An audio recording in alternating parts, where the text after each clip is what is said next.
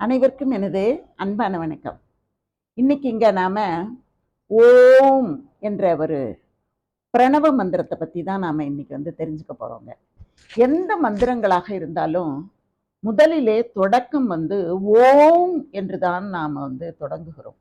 முருகப்பெருமானும் பிரணவ மந்திரத்துக்கு அர்த்தம் சொல்லி கொடுத்ததாக சிவகுருநாதன் என்ற ஒரு பெயர் பெற்றதாக நாம பார்க்கிறோம். சிவனுக்கே குருவாக இருந்தவர்.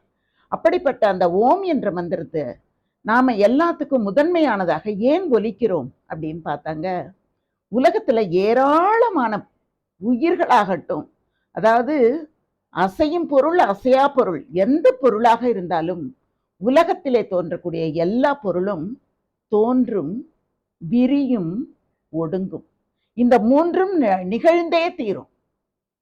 அதனால இந்த ஓம் அப்படிங்கிற அந்த சொல் என்ன செய்கிறது? ஒடுக்கம், எல்லாம் ஒரு ஒடுக்கத்துக்குள்ளே அமைந்து விடுகிறது அப்படிங்கிறத குறிக்கும் விதத்தில் தான் ஓம் என்ற ஒரு பிரணவத்தை நாம உச்சரிக்கிறோம். பிரபஞ்சத்துலங்க எல்லா சப்தமும் நின்ற பிறகும் ஓம் என்ற ஒரு சப்தம் ஒலித்து கொண்டே இருப்பதாக சொல்லுகிறார்கள். இன்னும் நாம மழை பெய்யும் போதாகட்டும், கடல்ல ஓசை கேட்கும் போதாகட்டும், சங்கு கூட நம்ம காதுக்குள்ளார வைக்கும்போது ஓம் என்ற ஒரு சப்தம் நமக்கு அதுக்கு உள்ளார எழும்பும். அது மாதிரி நீர்வீழ்ச்சியாக இருந்தாலும் சரி, பெரிய பெரிய பெரிய காற்றெல்லாம் அடிக்குது பாருங்க. அந்த மாதிரி காற்றை அப்படியே நாம ஒரு அமைதியில கவனிச்சு பார்த்தோம்னா ஓம் என்ற ஒரு சப்தம் தான் அதுல இருந்து வருவதை நம்மால் உணர முடியும். அப்படி அந்த ஓம் என்ற அந்த ஓம்காரத்திலே இருந்துதான் எல்லாமே தோன்றுகிறது. இந்த 7 நிறங்கள் விப்ஜியார்னு நம்ம சொல்றோம். வானவில்லின் 7 நிறங்கள். அந்த 7 நிறங்களும் ஒன்றாக ஆகும்போது அது ஒரு வெண்மை நிறத்தை தருகிறது. அந்த மாதிரி எல்லா விதமான ஓசைகளும் ஒன்று சேர்ந்து இயங்கும் போது அந்த ஓசை ஓங்காரமாக இருக்கிறது. மக்கள் கூடக்கூடிய கூட்டத்தை நீங்க தூரத்துல நின்று கவனிச்சு பார்த்தீங்கன்னா, எந்த இடமாக இருந்தாலும் சரி, இறுதியிலே அந்த சொல் நமக்கு கேட்கும் போது ஓம் என்றுதான் கேட்கும். அதனாலதான் எல்லா மதமும் இந்த ஓம் என்ற ஒரு சத்தத்தை மையமாக ஒரு புனிதமாக கருதுகிறது. நம்ம பார்க்கலாம், கிறிஸ்தவர்கள் என்ன சொல்லுவாங்கன்னா ஆமென் அப்படின்னு சொல்லுவாங்க. ஆமென் என்பது ஓம் தானே. இஸ்லாமியர்கள் என்ன சொல்லுவாங்க? ஆமீன் அப்படின்னு சொல்லுவாங்க. சீக்கியம் என்ன சொல்லுதான்? ஜம்புஜி அப்படின்னா என்ன அர்த்தம் அப்படின்னா ஒன்றாகிய ஓம்காரம் அப்படின்னு அர்த்தம். அதை உச்சரிக்கிறது. நேபாளர்கள், அந்த நேபாளிகள் என்ன சொல்கிறார்கள்? ஓம் மணி பத்மே ஓம் அப்படின்னு சொல்றாங்க. ஓம் மணி பத்மே ஓம் அப்படின்னு சொல்றாங்க. விநாயகர் வடிவம் ஓம்கார வடிவமாக இருக்கிறது. அவரை நீங்க கவனிச்சு பார்த்தீங்கன்னா இந்த காதிலே இருந்து தொடங்கி இந்த காதுக்கு ஒரு சுழி சுழித்து கொண்டு மறுபடியும் கீழே இறங்கி அந்த துதிக்கையோடு இருக்கக்கூடியது ஓம் என்ற ஒன்றை தான் நமக்கு உணர்த்துவதாக இருக்கும். வடமொழியில நாம ஓம்னு எழுதும்போது பார்த்தீங்கன்னா இப்படி ஒரு கோடு போடுவாங்க, அப்புறம் இப்படி ஒரு கோடு போடுவாங்க, மேல ஒண்ணு போடுவாங்க, இப்படி வருவாங்க. 3 வெவ்வேறு வடிவங்களை விரலை எடுத்துட்டு எழுதுற மாதிரி இருக்கும். ஆனா ஓம் என்பதை தமிழிலே நாம எழுதும்போது அந்த விரலை எடுக்காமலேயே ஓம் என்று நாமால எழுத முடியும். அதனால என்ன சொல்றாங்க அப்படின்னா, இந்த ஓம் என்பது தமிழுக்கே உரியது அப்படின்னு சொல்றாங்க.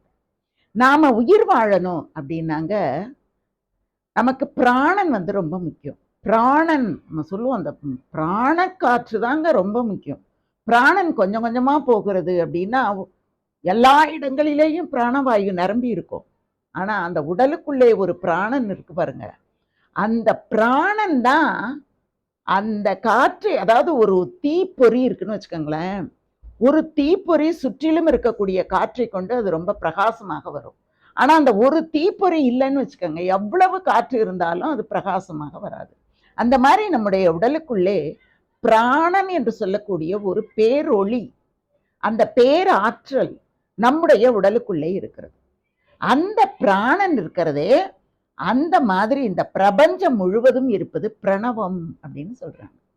இந்த பிராணன் எப்படி இந்த உடம்புக்கு ரொம்ப முக்கியமானதாக கருதப்படுகிறதோ அந்த மாதிரி இந்த பிரபஞ்சத்துக்கே மிக மிக முக்கியமாக கருதப்படுவது இந்த ஓம்காரம்.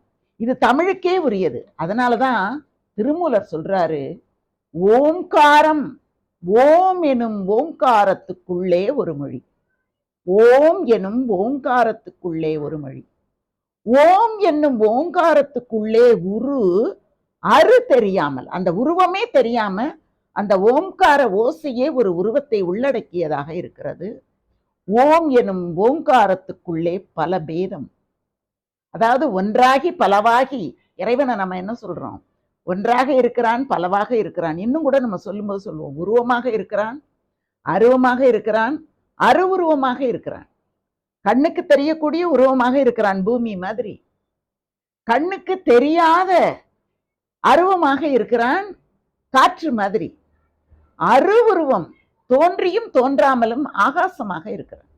அந்த மாதிரி பல பேதங்கள். ஓம் எனும் ஓங்காரத்துக்குள்ளே பல பேதம். ஓம் எனும் ஓங்காரம் ஒன் முத்தி சித்தியே என்று திருமூலர் குறிப்பிடுகிறார். அதனால ஓம் என்று சொல்லுவதே மிகப்பெரிய மந்திரம்.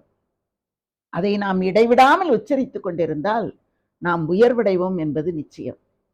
இறைவன் அந்த ஓம்காரத்துக்குள்ளே தான் உறைந்திருக்கிறார் என்பதை நாம் உணர்ந்து ஒவ்வொரு நாளும் ஓம் ஓம் என்று இடைவிடாது ஒலித்துக் கொண்டே இருப்போம், இந்த பிரபஞ்சம் ஒலிப்பதைப் போல்.